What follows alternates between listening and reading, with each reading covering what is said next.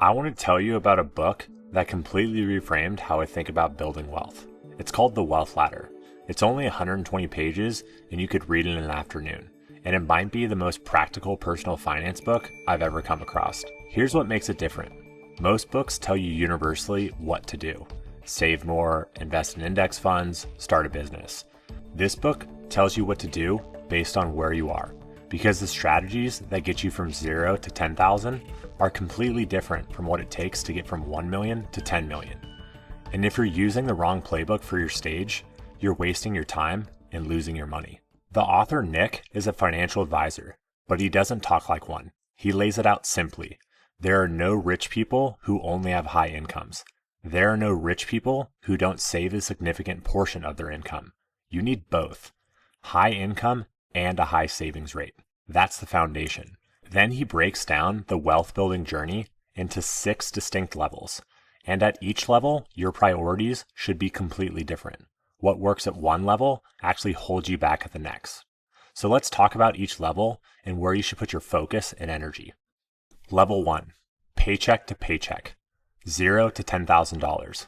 This is ground zero, and this is where most people are stuck, not because they're lazy, but because nobody ever gave them the right playbook.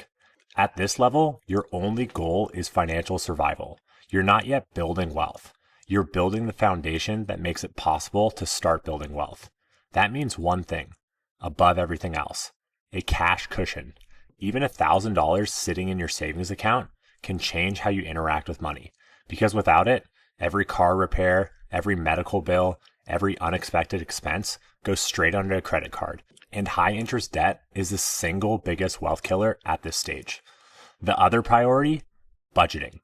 Basic, unsexy budgeting. Track where your money is actually going. Most people at this level are losing hundreds of dollars a month to subscriptions they forget about, fees and spending that isn't intentional. You're not investing, you're not starting a business, you're stopping the bleeding. Level 2, he calls this grocery freedom, $10,000 to $100,000. And the name says it all. You can walk into a grocery store and buy whatever you want without doing the math in your head. That might sound small, but for a lot of people, it's a real psychological shift. At this level, every dollar still matters. A $10 purchase can still affect your wealth trajectory. The math is brutal here. If you have high interest debt, the returns you get from investing are meaningless compared to what the debt is costing you. So the move is not to think about investing. The only thing you should think about investing is in yourself, in your skills, in your earning potential, and your ability to earn more money. Your entire focus, how do I increase my income? Debt is the biggest liability. Pay it off aggressively, then point all the energy towards earning more. Level 3, restaurant freedom, $100,000 to $1 million. This is the middle class sweet spot and where most financially responsible people spend the bulk of their working lives. He calls it restaurant freedom because you could go out to a nice dinner without checking your bank account first. A $5 coffee won't move the needle of your net worth. Stop stressing about small purchases. That is mental energy that's better spent elsewhere. Your biggest assets at this level are still your house and your car. Your wealth is still primarily coming from your work. But here's the critical decision point. Do you want to stay an employee or start building a business interest instead? Because as an employee, you can get from 100,000 to 1 million. It's doable. But getting from 1 million to 10 million as an employee, almost impossible. This is a level where the decision needs to be made. Level 4, travel freedom, 1 million to 10 million. Below this level, your time is better spent making money than thinking about investments. But once you cross into the $1 to $10 million range, something fundamentally shifts. Your investments will generate more wealth than your labor.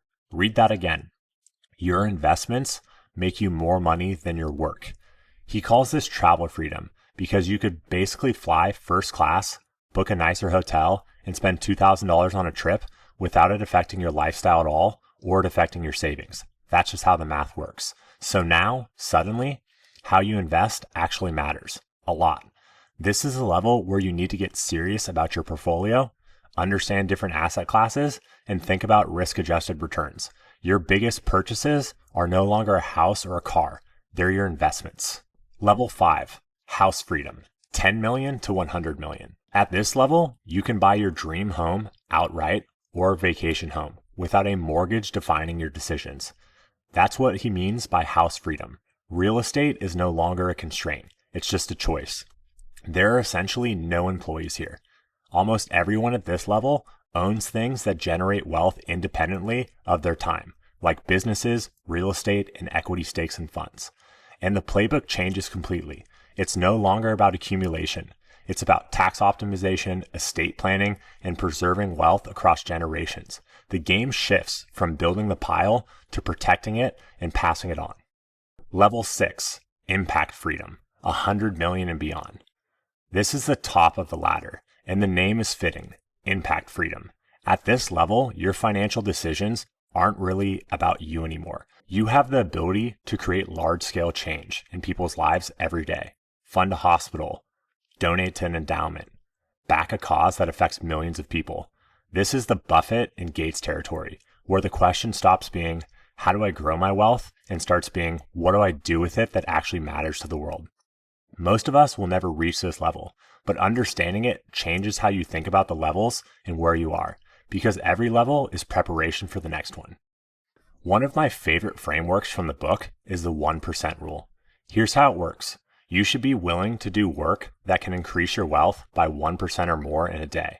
So if you have $100,000 and someone offers you $1,000 for a day's work, take it. That's 1% of your net worth. But if you have $10 million and someone offers you $1,000 for an hour of consulting, that's actually not worth your time. Even at $1,000 an hour for an 8-hour day, you're only making $8,000. That's less than 0.1% of your wealth. Your time becomes more valuable as your wealth grows. But most people never recalibrate. They keep grinding on activities that make sense at level 2 when they're at level 4. And they never adjust their mindset or their personal playbook. This book also gave me language for something that's always bothered me about online finance advice. Every Instagram entrepreneur tells you to start a business, quit your job, build passive income, be your own boss. But if you're not at level 3 and you're not at $100,000 to start yet, business is probably not the best move for you. The data shows that the average business opportunity returns about $45,000. The average successful entrepreneur does better, obviously, but most businesses fail. If you're at level 2, you could increase your income by 20 to 30% by just switching jobs or developing a new skill. That's a much higher probability bet. The start your business advice makes sense, but only at the right level. Here's what I love about this framework. It forces you to diagnose where you actually are. Most people are running someone else's playbook.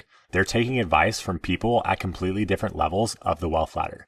A billionaire telling you to think long term isn't wrong, but it's useless if you have credit card debt. A 25-year-old crypto millionaire telling you to take a big swing isn't wrong, but the risk tolerance that makes sense at level 2 is very different from the one that makes sense at level 4. The book makes you ask, what level am I actually at? What are my real priorities at this level? Am I using strategies that match my current position, or am I borrowing tactics from a level I haven't reached yet? And for the entrepreneurs out there, if your business can't run without you, you don't have a business. You have a really demanding job that you own. That's fine at a certain level, but know the game that you're playing. The Wealth Ladder is 120 pages. You could read just the chapter that applies to your current level and get massive value. It's about understanding the wealth building is a progression and each level has its own rules. The strategies that got you here won't get you there. If you want to stop taking generic financial advice and start making moves that actually match what you're doing, pick up the book. If you guys enjoyed this breakdown, let me know in the comments below and subscribe. This is exactly what we do to help people navigate through different levels of wealth in their life. If you're interested to learn more about our funds and our accredited investor, we have 2 links in the description. One, to book a call with our team to discuss investment in MBH1, our 0DT fund, and MBH2, our multi-strategy fund. There's also a link to subscribe to our performance newsletter to keep up with our performance, our latest research, and attribution. I'll see you guys on the next one.